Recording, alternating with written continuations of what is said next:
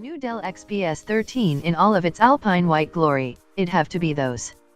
The Dell XPS 13, at least on paper, appears to be the kind of device you'd expect to appear plain and inconspicuous.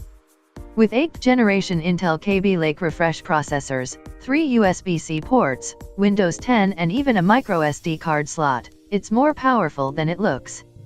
It's also extremely lightweight, coming in at just 2.67 pounds.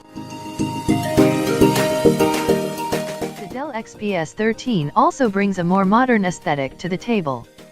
You just need to look at all the recent flagship smartphone releases like the iPhone XS Max, and you'll know that bezel-less displays are all the rage. Dell knew this before anyone else. The next generation Infinity Edge display on the new Dell XPS 13 has bezels so thin, you'll forget they're even there. Similar to most flagship laptops in 2018, you can choose to beef up your configuration, complete with the specs that you need for your daily workload. If you need a faster processor, there are two models featuring a 1.8 GHz Intel Core i7-8550U, 4GHz with Turbo Boost, to pick from.